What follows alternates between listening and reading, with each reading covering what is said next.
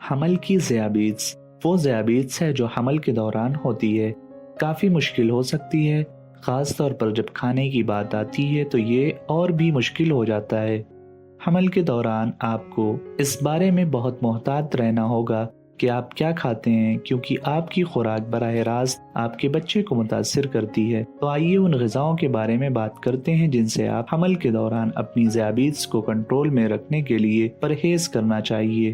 ایک، زیادہ چینی والی اشیاء جیسے chocolate, candy, cake, cookies, pastry اور آئس کریم سے مکمل پرہیز کرنا چاہیے، کیونکہ جب آپ یہ غذائیں کھاتے ہیں تو آپ کے بلڈ شوگر کی سطح تیزی سے بڑھ جاتی ہے۔ اس کے بعد آپ کے جسم کو مزید انسولین بنانے کی ضرورت ہوتی ہے، جس سے آپ کے بلڈ شوگر کو مستحکم رکھنا مشکل ہو جاتا ہے، اور یہ آپ کی بچے کی نشو و نما کو متاثر کر سکتا ہے۔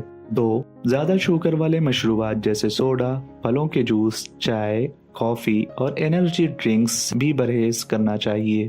یہ مشروبات آپ کے خون میں عام یا ٹھوس کھانوں سے زیادہ تیزی سے جذب ہوتے ہیں، جس سے خون میں شوگر کی سطح تیزی سے اضافہ ہوتا ہے۔ 3، ریفائنڈ آٹے سے بنی غذائیں جیسے سفید روٹی، سفید پاستا اور بہتر کاربوہائیڈریٹ جیسے سفید چاول اور آلو سے بھی پرہیز کرنا چاہیے۔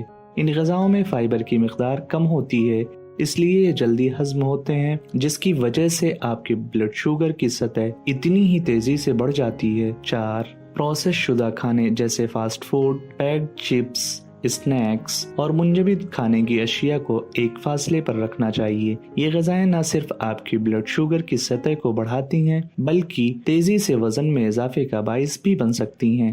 5، حمل کے دوران شراب سے سختی سے پرہیز کرنا چاہیے، کیونکہ یہ بہت نقصان دہ ہے اور یہ آپ کے خون میں شوگر کی سطح میں اتار چڑھاؤ کا باعث بھی بن سکتی ہے۔ لہٰذا اپنی صحت کو مد نظر رکھتے ہوئے کھانا یقینی بنائیں، اور اگر ضروری ہو تو اپنی ضروریات کے مطابق ڈائٹ پلان حاصل کریں۔ اگر آپ کو یہ ویڈیو پسند آئی تو براہ کرم اسے لائک اور شیئر کریں، اور ہمارے چینل میڈ ویکی کو سبسکرائب کرنا نہ بھولیں۔